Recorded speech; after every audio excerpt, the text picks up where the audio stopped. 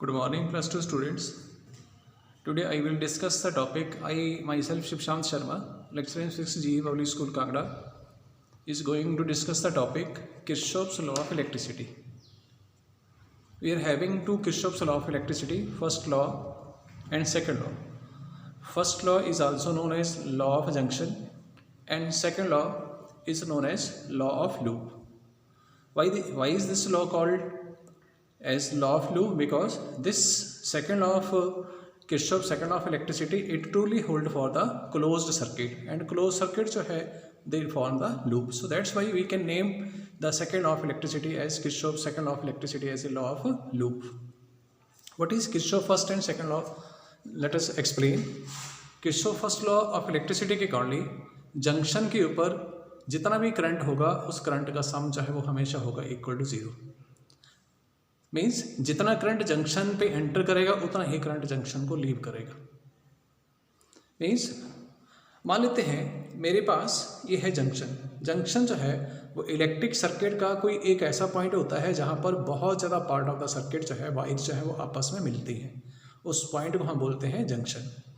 तो जंक्शन के ऊपर क्या होता है, कुछ एक वायर से करंट एंटर करता है, कुछ एक वायर से करंट जो है वो जंक्शन को लीव करता है.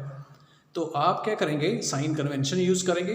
जो करंट जंक्शन की तरफ फ्लो करेगा that current is always taken as positive, and जो जंक्शन को लीव करेगा उस करंट को हम लेंगे नेगेटिव. फॉर एग्जांपल अगर मैं इस डायग्राम को लूँ तो ए पॉइंट एक जंक्शन का रोल प्ले करेगा. I1 करंट को देखें, ये करंट जंक्शन पे एंटर करा है, so that's why I1 will be taken as positive. I2 current को देखें, ये जंक्शन पे एंटर करा है, so that's why it will be taken as a positive. I3 current देखें, जंक्शन को लीव कर रहा है, so that's why sign convention के अकॉर्डिंग इसको हम नेगेटिव लेंगे. I5 करंट जंक्शन पे एंटर कर रहा है तो इस I5 को प्लस लेंगे, एंड I4 जंक्शन को लीव कर रहा है, सो दैट्स वाई I4 को नेगेटिव लेंगे. इन सारे करंट का सम जो है वो जंक्शन के ऊपर हमेशा होगा इक्वल टू जीरो. तो नेगेटिव टर्म को आप राइट हैंड साइड ले जाओ तो वो पॉजिटिव हो जाएगी. What are I1, I2, I5 current? These are the current entering the junction. तो ये क्या बन गया, sum of the current entering the junction is always equal to sum of current leaving the junction. I3, I4 are what? I4 current junction को leave कर रहा है, I3 current junction को लीव कर रहा है, सो दैट्स वाई ये बन गया sum of current leaving the junction. This is Kirchhoff first law of electricity. What about Kirchhoff second law of electricity? Kirchhoff second law of electricity जो है ये होल्ड करता है क्लोज, किसी भी क्लोज सर्किट के लिए. किसी भी क्लोज सर्किट के ऊपर Kirchhoff second law of electricity को हम अप्लाई कर सकते हैं. डेफिनेशन है क्या है? Kirchhoff second law of electricity के अकॉर्डिंग किसी भी close part of the electric circuit के लिए sum, this is sign of summation, sum of product of current and resistance will always equal to sum of EMF over that close part of the circuit. जैसे मान लेते हैं इन्हें ये close circuit ले लिया मैंने, कोई देखो ABCDFGA ये क्लोज हो गया, जहाँ से स्टार्ट किया वहीं पर ही आगे तो क्लोज हो गया. ये सेल और ये रेजिस्टेंसेस मैंने अपनी मर्जी से लिए. इसको आप यहाँ जैसे भी लगा सकते हैं, जरूरी नहीं है कि नेगेटिव आप यहाँ जैसे लगाए, पॉजिटिव लगा सकते हैं. ठीक है, तो करंट की डायरेक्शन चेंज हो जाएगी. करंट की डायरेक्शन को देखो कैसे, ये पॉजिटिव टर्मिनल है तो नेगेटिवली चार्ज इलेक्ट्रॉन इसकी तरफ अट्रैक्ट होंगे, तो इलेक्ट्रॉन के मोशन के अपोजिट करंट फ्लो करते हैं. तो ये मैंने करंट ले लिया I1. ठीक है, ये I1 करंट गया यहाँ, जैसे B पॉइंट के ऊपर जंक्शन है, यहाँ पर ये डिवाइड हो जाएगा. I2 करंट यहाँ पर एंटर कर जाएगी, इस तरफ फ्लो करेगा, एंड I3 करंट इस तरफ. क्योंकि ये नेगेटिव टर्मिनल क्या करेगा, इलेक्ट्रॉन को रिपेल करेगा, तो करंट इसके अपोजिट, इसलिए करंट इस तरफ आएगा. अगर मैं इसको पॉजिटिव ले लूँ तो करंट की डायरेक्शन अपोजिट हो जाएगी, तो I2 ऐसे हो जाएगा. कोई ज़रूरी नहीं है कि जैसे मैं प्रेफर करूँ वैसे ही आप ले. ठीक, तो करंट की डिस्ट्रीब्यूशन जो है B एंड इस F पॉइंट के ऊपर वो होगी strictly according to the law of junction. ये करंट डिवाइड हो रहा है, यहाँ पर करंट ये I3 करंट होगी, ये वाले करंट, ठीक, और ये वाले करंट I2, ये दोनों करंट इस पॉइंट के ऊपर मीट कर जाएंगे, तो दोनों करंट बन जाएंगे इक्वल टू I1. और ये I1 करंट कितना होगा, I2 प्लस I3 के बराबर. तो ये हमने इस पूरे के पूरे लूप के ऊपर हमने क्या किया, करंट की डिस्ट्रीब्यूशन कर दी strictly according to the law of junction. अब मैं Kirchhoff second law of electricity को अप्लाई करूँगा इस लूप पे, A B C D F G A से स्टार्ट किया और वहीं पर पहुँच के तो लूप क्लोज हो गया। पहले हम क्या करेंगे, product of current and resistance लिखेंगे। ए से बी कोई रेजिस्टेंस शो नहीं किया, इसलिए product of current and resistance नहीं लिखना है। यहाँ पर भी नहीं है, यहाँ पर भी लिखेंगे।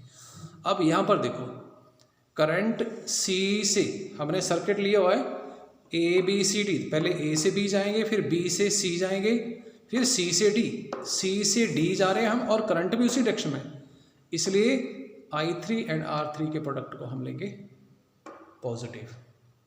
देन फिर डी से एफ जाएंगे, कोई रेजिस्टेंस नहीं लिखा जाएगा प्रोडक्ट, यहाँ तक भी कोई रेजिस्टेंस नहीं, कोई प्रोडक्ट नहीं लिखेंगे। देन जी से ए, जब हम जी से ए जा रहे हैं तो करंट भी जी से ए, इसलिए product of current I1 and R1 resistance it will be taken positive. This ये बन गया sum of product of current resistance. Kirchhoff second law of electricity के according it will always equal to EMF of the cell या फिर battery जो भी circuit में लगाई है। तो अब sum of EMF of the cell find करते हैं। जब बैटरी ए से बी कोई बैटरी या सेल नहीं है तो कुछ नहीं लिखेंगे, यहाँ पर भी कोई सेल बैटरी नहीं है, यहाँ पर एक सेल ये है, दूसरा सेल ये वाला।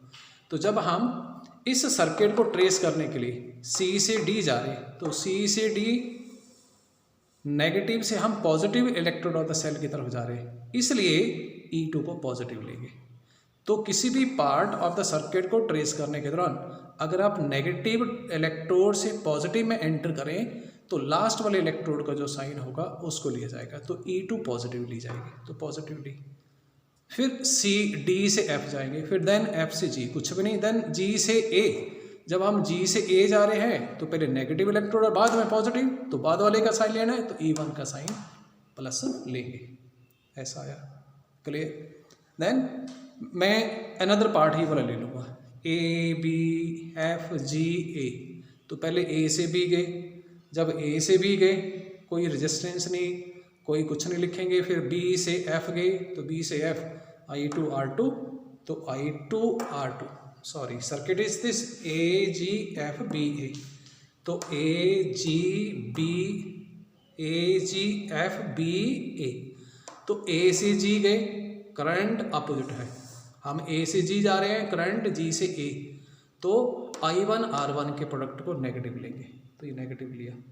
देन एफ से फिर हम जाएंगे जी से, देखो ए से जी, फिर जी से एफ, जी से एफ कोई करंट रेजिस्टेंस नहीं, कुछ नहीं लिखना है। एफ से बी, जब हम एफ से बी जाएंगे, एफ से बी जब जाएंगे तो करंट अपोजिट है, तो I2 R2 के प्रोडक्ट को नेगेटिव लेंगे, तो माइनस आ गया। अब बचा ये सेल, तो क्या इस सेल की मैं पॉजिटिव लेंगे कि नेगेटिव। ए से बी जा रहे हैं, ए से जी, तो पहले नेगेटिव सॉरी पॉजिटिव इलेक्ट्रोड, बाद में नेगेटिव, इसलिए बाद वाले का साइन लेंगे एंड EMF द सेल जो है वो हम लेंगे नेगेटिव माइनस E1। जी से एफ कोई सेल नहीं, कुछ नहीं लिखना है। एफ से बी कोई सेल नहीं तो कुछ नहीं लिखेंगे। बी से ए कोई सेल नहीं तो कुछ नहीं लिखना। तो this will be the second law of Kirchhoff second law of electricity. Kirchhoff second law of electricity जो है it deals with what, conservation of energy.